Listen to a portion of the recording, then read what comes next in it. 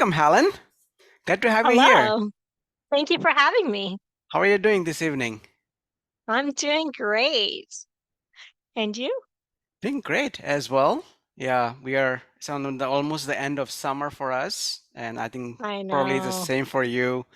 Um, Very bittersweet for me as a teacher, more than other people. are you looking forward to going back to the classroom? Always looking forward to seeing fresh faces and the students, etc. I mean, I like my job. I like being off as well in the summer and enjoying the summer as well. The nice weather, especially here in Canada. Oh, that's true. Summers are beautiful there. Yeah. So let's talk about a little bit, and you already mentioned you are a teacher. Let's talk about or learn a little bit about your background, Helen. Yeah. So, originally, I'm from the island of Cyprus, Oh, which is a wow. Greek island. I was born there. We were refugees. My family were refugees, and we came to Canada. And then we went back and lived in Cyprus, and then came back and finally settled here in Toronto. And yeah, and I became a teacher about 25 years ago. And actually, I teach at the same high school I went to. So Oh, wow.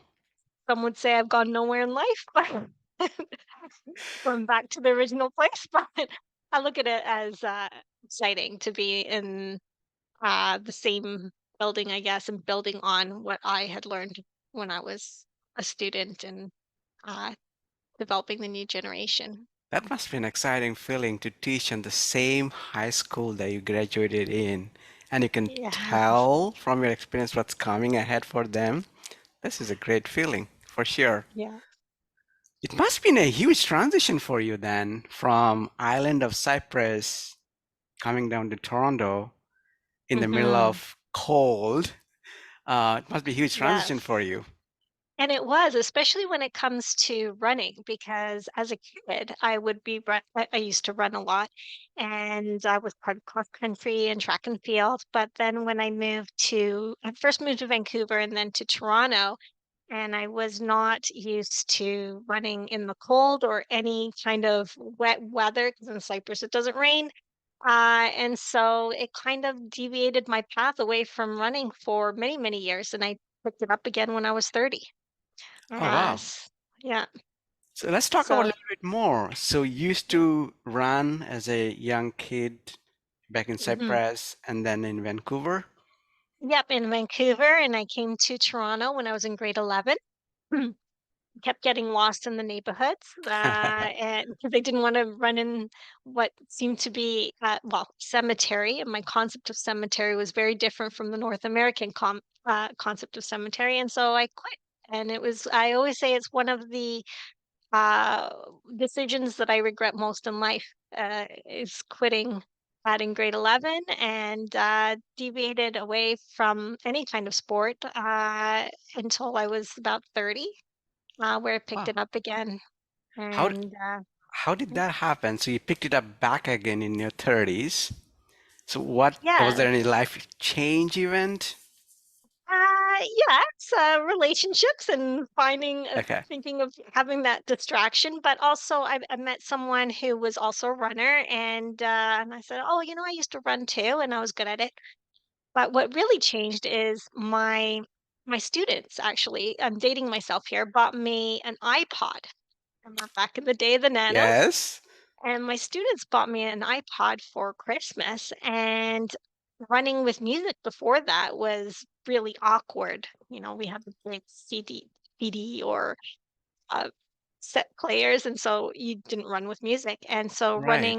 having the convenience of an iPod Nano made me actually really go back to running and really, really enjoy it. And so I started racing at 30. I did 10Ks, thought I would never do a marathon. And then after my first marathon, I thought I would never do a marathon again, and then got addicted from there on. And here I am, 18 years later, still running. Wow. Wow. How was the experience of your first marathon that you can recall? Because that is It always special. Yes, it is. The first marathon is always the most, well, I wouldn't say the most special, but definitely a highlight. I was just happy to be out, and Hmm. that feeling you never get again. Right. Being a novice, just excited to be there. I didn't know a thing about training. I think I just bought a watch. Like I didn't even I was so clueless. I don't really have running friends, and so, finding a plan and just really trying to figure it out on my own, I just really didn't know how to properly train. But having said that, it was in my hometown, Toronto, and, it's a great marathon, flat, and so crossing that finish line was just I was so beaming with excitement and high-fiving everybody, and, Awesome. it was just fun. Yes, it is fun and exciting, and it's a memorable moment in your running journey. Like as you said, you signed up again for another one, probably after that soon. That's usually the case with most of us. So you've been running quite some time till after that first one. What's driving you to continue running, like especially long distance marathons? Yeah, I think that I'm just a goal-oriented person, that I'm Uh, always looking for something to challenge myself, and I find marathon running definitely does that. Uh, it's really hard on my body, and the commitment, the journey that it takes you, because the race is just the party, I feel. It's the training that goes along with it for 3, 4 months. And when I think back of my experiences from different marathons, I think about what I went through during the training process. mhm. Uh, as a teacher, I'm off in the summer, so it gives me an outlet, something to do. And I also coach cross country and track, so therefore it keeps me fit for my students. Great. Um, but yes, and now this goal of, earning the 6 stars, is also a motivator and seeing different places around the world, which I find fun now and Oh yeah, challenging. that's also actually another good factor. Like people who loves to travel, they can club running along with traveling, which is a great combination. So would this be your first, or what number measure is this for you? So this will be my 5th world major. So Wow. I've done Boston a couple of times, Chicago, New York, I did London this past April. Spring, yeah. Uh, yeah, spring, and so therefore Berlin will be my 5th. I was supposed to run Berlin last year, but I had to defer. So I'm looking forward to running Berlin Wow, in that's September. great. So when did you pick up? Because when you start your running journey, along the way, somewhere you pick up, hey, I want to go for those 6 stars. Like when did that happen with you? It wasn't intentional at all. Okay. I signed up for Chicago because it's kind of nearby. I love Chicago Yeah. as a city, and it was very fun. The energy that you get from Chicago Yes. was just amazing, and I thought, wow, this is incredible. And I had run Boston, because Boston's always a goal. And and then in one of the expos at a marathon, I saw the World Abbott 6 star. So I'd never heard of it before that. Hmm. And then I thought, well, I already did Chicago and I've done Boston and I want Right. to get into New York. And then I thought, okay, this is a goal of mine and I love travel. And yeah, and then it just started from there. Oh, wow, great. Yeah, this is how normally usually pick up you start and you see, hey, someone is talking about what is this 6 measures they talk about, and then you know, become curious and then say, oh, maybe I can do all of them. And as you said, rightfully, it gives you a goal to look forward to and chase after for sure. So you're running for quite some time. This is your 5th star. So I'm just curious, how does the running overall, um, has impacted different aspects of your life that you think you can share because you're teach as Mhm. well, because you already do a lot of things that is impacting other lives. Teaching is a noble profession for sure. What do you think running has given you personally or professionally? I think, well, definitely a level of fitness Yes. that keeps you young. Hmm. and keeps me relatable to some of my students and my team. And it just has given me an outlet to um, go through your mental thoughts on a down day, on an up day, give you that euphoria that you're always looking for and that Yeah. feeling of well-being. And it's allowed me to connect with other people. Just recently, as I said before, I don't really have a lot of running friends. But just recently with the New York Marathon, I was one of 50 teachers across North America selected to be on Team TCS.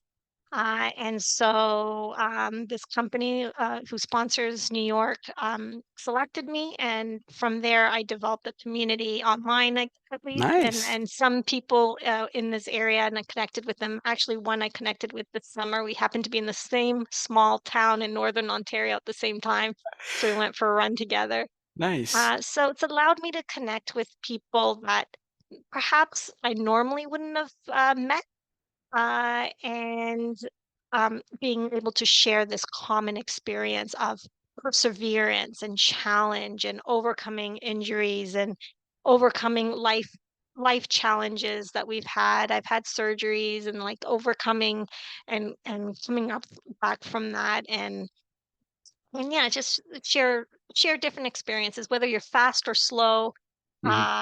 whatever your time goals, just have something else to connect with other humans with. Yeah, that is so true because you get to meet and hear so many stories, and you have your own stories, and you get to see other folks' stories, and you say, okay, maybe my challenges are nothing compared to someone else has gone through to get to where they are. Yeah. Sometimes I also wonder, Helen, is that, as you embark, running is considered kind of individual, like you are out there yourself. But I feel like you need to have a support system um, Yes. that helps you to go out there Mhm. to do what you want to do or achieve the goals or chase the goals you have.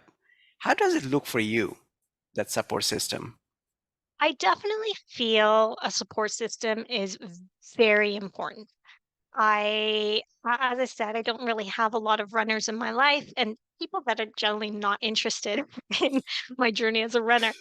But I think the fastest marathon that I ran because I did have actually a lot of people come out and support me. And it was in Toronto, and it just so happened a lot of people that I knew were on the race course supporting me, made an effort, and I feel like that gave me the additional push Hmm. to do a 10-minute PB and get finally sub 30, 3:30 rep marathon that I've been striving for a long time versus the downside of traveling is that you don't have that network as much Right. there. But except for my best friend who does come to a lot of the races with me. But when she's not there, I'm like, "Well, you need that person, right?" And Right. so she's that person for me.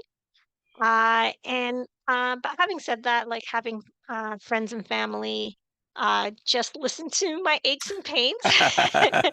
And as someone said, how do you know someone's a marathon runner? Well, they told you 40 times that they're a marathon runner.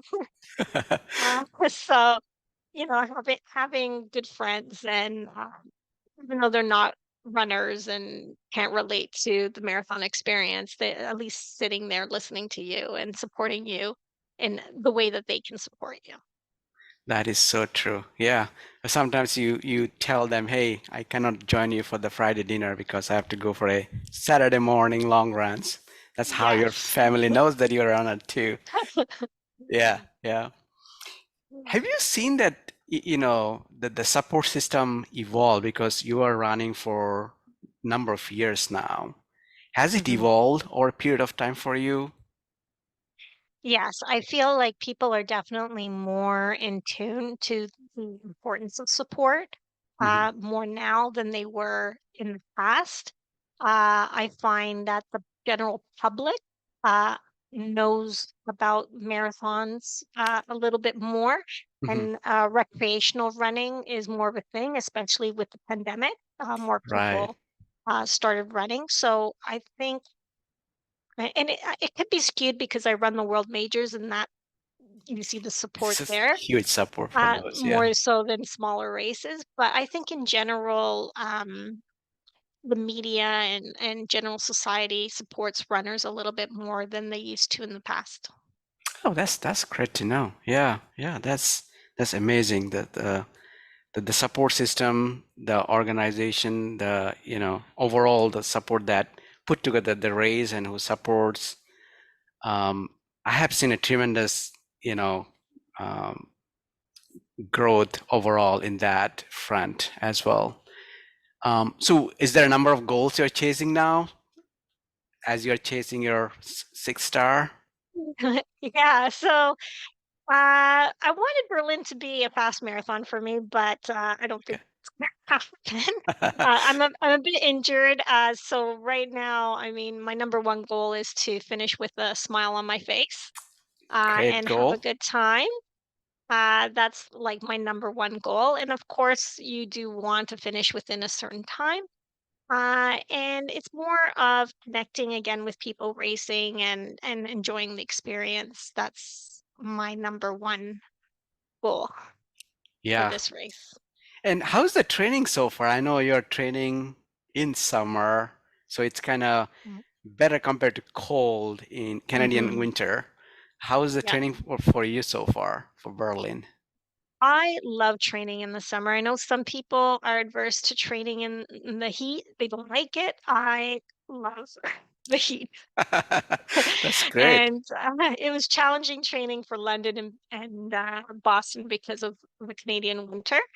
But I've grown to actually not mind it as much as I used to. But I much prefer running in the summer. I'm also off, so I have the time. I don't have Right. to worry about other things. The only downside for me this training is because of injuries that I haven't been able to put the miles in that I've been wanting to because I've been nursing this injury for a year now. I ran London with the injury and it's just gotten worse. But I didn't want to Oh, defer again, so I'm doing it. great. Hopefully, it works out and at least you can hit the goals. So, what you're looking forward to in Berlin, Helen? I am looking forward to I've been to Berlin before, but many, many Okay, years ago. And it's my husband hasn't been to Berlin, so this is his first time. So I'm looking forward to doing some sightseeing again, seeing how great. much has things have changed because I went to Berlin when the wall just well, a few years after the wall went down. Okay. So seeing the changes would be very interesting, and just the experience of a race in a non-English environment. I think it will be really fun and interesting, and I'm sure it will have its own unique energy, and I'm looking forward to seeing that. Yeah, that's why I heard so much about it. And the Yeah, flat course, I'm very looking forward to the flat course. yeah, everyone is saying it's the flattest course among the six. So hopefully it live up to its name. And I'm sure people have run so they know what they're talking about. So, and I wish you all the very best. And hopefully your training or the injury, is behind you as you're running the Berlin and you can Oh, hit the goals you're shooting for. Yeah. and I'm really looking forward to running in a race with the world's fastest man. Yes, yes. I was talking to, I'm really looking forward to that. One of the reasons why I didn't defer again. I really want to just say that I raced with him. that's Couple hours awesome. later, but But you're in the same arena, right? As Kipchoge is, so that's what matters. So awesome. know. Thank you. Great. Wish you all the very best.